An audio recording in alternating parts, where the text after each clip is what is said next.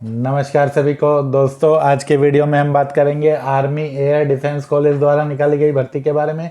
दोस्तों, जैसा कि आप देख रहे हैं, सभी जातियों के लिए आर्मी एयर डिफेंस कॉलेज द्वारा फायरमैन के पदों पर भर्ती के लिए विज्ञापन निकाला गया है, जिसके लिए केवल पुरुष आवेदक अपना आवेदन भेज सकते हैं। दोस्तों, इन पदों पर भर्ती के लिए अंतिम तिथि की बात करें तो 11 दिसंबर 2023 इन पदों पर भर्ती के लिए अंतिम तिथि है। यानी कि आपका आवेदन भरकर है वह 11 दिसंबर 2023 तक आर्मी एयर डिफेंस कॉलेज गोलाबंदा के पते पर पहुंच जाना चाहिए। दोस्तों, कोई भी पुरुष आवेदक जो कम से कम 10वीं पास है, इन पदों पर भर्ती के लिए अपना आवेदन भेज सकता है। आवेदन शुल्क की बात करें तो इन पदों पर भर्ती के लिए कोई भी आवेदन शुल्क यहाँ पर दे नहीं है।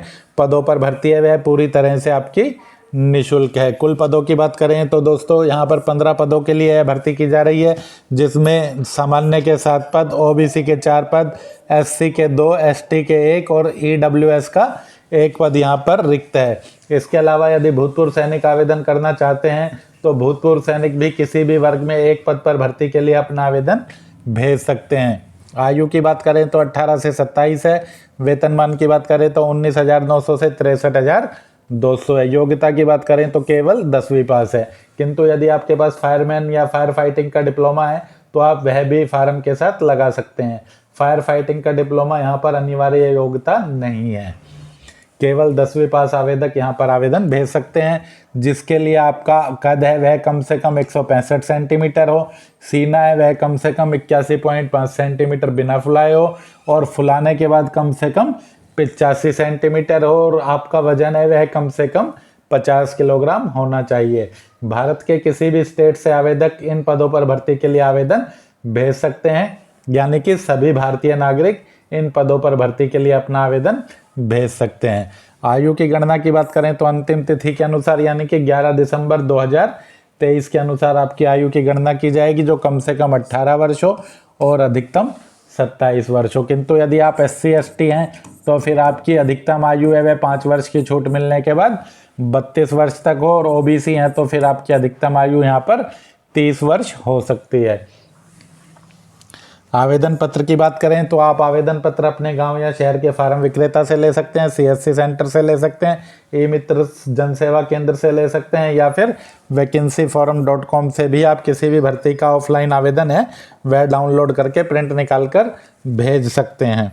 दोस्तों, इन पदों पर भर्ती के लिए आपको जो आवेदन भेजना है वह आपका पता है commandant army air defence college Golabandha, post Ganjam district, pin code है 761052 उड़ीसा। इस पते पर आपको अपना आवेदन केवल साधारण डाक से भेजना है, यानी कि ऑर्डिनरी पोस्ट से ही भेजना है। आपको रजिस्ट्री या स्पीड पोस्ट नहीं करनी है। यदि आप आवेदन को रजिस्ट्री या स्पीड पोस्ट से भेजेंगे तो वह आपका आवेदन या तो आपके पते पर वापस आ जाएगा या फिर वह रिजेक्ट कर दिया जाएगा। इस आवेदन के साथ आपको जो डॉक्यूमेंट लगाने हैं वह सभी आपके सेल्फ अटेस्टेड होने चाहिए, जिसमें आपको कम से कम अपनी 10वीं की योग्यता का प्रमाण पत्र लगाना है। यदि आपकी योग्यता 10वीं से अधिक है तो उन सभी योग्यताओं के प्रमाण पत्र भी आप इसके साथ लगा सकते हैं। इसके अलावा यदि आप आरक्षित वर्ग में आवेदन कर रहे हैं तो आपको अपना जाति प्रमाण पत्र भी लगाना है। एक स्वयं का पता लिखा लिफाफा लगाना है जिस पर आपको 22 रुपये के डाक टिकट लगाने हैं। इसके अलावा आपको सरपंच या किसी भी गजेटेड ऑफिसर से एक चरित्र प्रमाण पत्र बनवा कर भी इस फार्म के साथ लगाना है। इसके अलावा आपको निवास प्रमाण पत्र यानी डोमिसाइल और आधार कार्ड की प्रतिलिपि भी फार्म के साथ लगानी है। यदि फायरमैन का डिप्लोमा है तो उसे भी आप फार्म के साथ लगाकर भेजें। इसके अलावा यदि पद से संबंधित कोई अनुभव है तो अनुभव प्रमाण पत्र की प्रतिलिपि लगाएं। EWS या एक्स सर्विसमैन है तो वह सर्टिफिकेट भी आपको फार्म के साथ लगाना है। लेकिन ज़रूरी दस्तावेजों की बात करें तो यदि आप सामान्य वर्ग में हैं तो सिर्फ आपको एक 10वीं का प्रमाण पत्र, एक आधार कार्ड, एक आपका निवास प्रमाण पत्र, एक आपका करेक्टर सर्टिफिकेट और एक 42 रुपये की डाक टिकट लगा लिफाफा, यही आपको भेजना है। इसके अलावा अन्य कोई सर्टिफिकेट आपके पास है तो चाहे तो भेज सकते हैं, चाहे तो आप न भी भेजें तो भी कोई फ़र्क नहीं पड़ेगा। आवेदन वाले लिफाफे पर आपको application for the post of fireman और जिस भी कैटेगरी में आप आवेदन कर रहे हैं उसका नाम आपको लिख देना है। आधिकारिक विज्ञापन आप देखना चाहें तो इसके लिए आप 28 अक्टूबर का रोजगार समाचार देख सकते हैं। दोस्तों, रोजगार समाचार हमारे टेलीग्राम चैनल पर आपको प्रत्येक सप्ताह निःशुल्क उपलब्ध कराया जाता है। प्रत्येक शनिवार को आप हमारे टेलीग्राम ग्रुप से रोजगार समाचार डाउनलोड कर सकते हैं। रोजगार समाचार डाउनलोड करने के लिए आप टेलीग्राम, यदि आपने हमारा ज्वाइन नहीं किया है तो टेलीग्राम पे सिंघल प्रकाशन सर्च करके ज्वाइन कर लें, या फिर इस वीडियो के डिस्क्रिप्शन में भी हमारा टेलीग्राम ज्वाइन करने का लिंक है, वहाँ से भी आप टेलीग्राम चैनल को ज्वाइन कर सकते हैं। टेलीग्राम चैनल पर हमारे पे आपको सभी ऑनलाइन ऑफलाइन फार्म की सूचनाएं मिलती रहेंगी। फार्म को आपको किस प्रकार से भरना है देखिए। सबसे पहले बात करें post applied for. Post applied for में आपको यहाँ पर फायरमैन लिखना है। दोस्तों ध्यान रखें, फार्म के सभी कॉलम आपको अंग्रेजी के कैपिटल लेटर में ही भरने हैं, या फिर फार्म को स्पष्ट रूप से हिंदी में ही भरना है। यहाँ पर आपको अपना एक पासपोर्ट आकार का फ़ोटो चिपकाना है और उसको सत्यापित कराना है राजपत्रित अधिकारी से। किसी भी स्कूल से या अन्य किसी भी गजटेड ऑफिसर से आप इसको अटेस्ट करा सकते हैं। कैटेगरी फॉर विच अप्लाइड, जिस भी कैटेगरी में आप आवेदन कर रहे हैं उस कैटेगरी को आपको यहाँ पर लिख देना है, और आपकी कोई कास्ट या सब कास्ट है तो वह आपको यहाँ लिख देनी है। इसके बाद बात करें फुल नेम की, तो फुल नेम में जो भी आपका नाम है वह आपको अंग्रेजी के कैपिटल लेटर में लिख देना है। नाम आपका वैसे ही हो जैसे आपका 10वीं के प्रमाण पत्र में लिखा हुआ है। 4 नंबर कॉलम में सभी को मेल लिखना है। फादर हस्बैंड नेम में आपको अपने पिता का नाम लिखना है।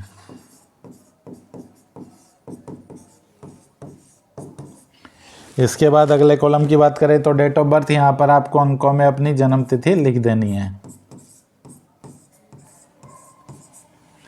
इसके बाद age on last date of receipt of application, अंतिम तिथि के अनुसार आपकी आयु कितने साल कितने महीने और कितने दिन हो गई है वह गणना करके आपको यहाँ पर लिख देना है।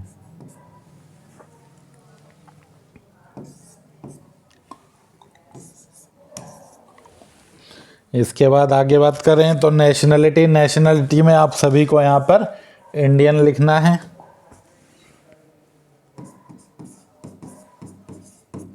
रिलीजन में आपको अपना धर्म लिखना है, जिस भी धर्म से आप संबंधित हैं। मैरिटल स्टेटस में यदि मैरिड हैं तो मैरिड पर टिक कर दें, अनमैरिड को काट दें। यदि अनमैरिड है तो अनमैरिड को टिक कर दें, मैरिड को काट दें। एजुकेशन क्वालिफिकेशन में जो भी आपकी योग्यता है, मैट्रिक 10+2 ग्रेजुएट, वह आप दर्शा दें। Experience in the subject field of selection, यदि आपके पास फायरमैन के संबंधित कोई डिप्लोमा है तो उसका अनुभव है तो वह अनुभव आपको यहाँ पर दर्शाना है। यदि अनुभव आपको नहीं है तो फिर इसमें आप नॉट एप्लीकेबल लिख दें।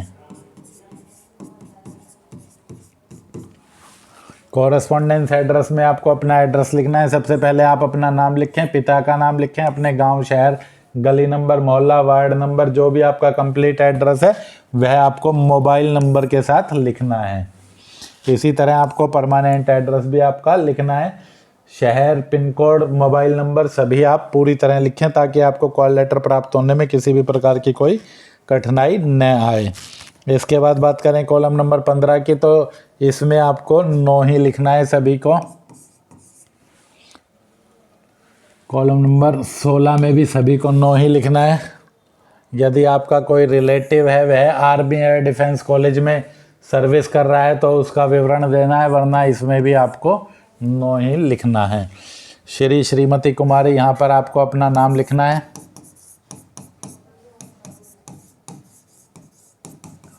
उसके बाद नीचे प्लेस में आपको अपने गांव का नाम लिखना है। गांव, शहर जहाँ भी आप निवास करते हैं। डेट में जिस भी तिथि को आप यह फार्म भरकर भेज रहे हैं वह तिथि आपको डाल देनी है। सिग्नेचर ऑफ कैंडिडेट के ऊपर आपको रनिंग स्क्रिप्ट में अपना हस्ताक्षर करना है। फार्म के सभी कॉलम आपको अंग्रेजी के कैपिटल लेटर में ही भरने हैं, लेकिन सिग्नेचर है वह कभी भी आपको अंग्रेजी के कैपिटल में नहीं करना होता है, रनिंग स्क्रिप्ट में ही करना होता है। उसके बाद यहाँ पर आपको अपना नाम अंग्रेजी के कैपिटल लेटर में लिख देना है।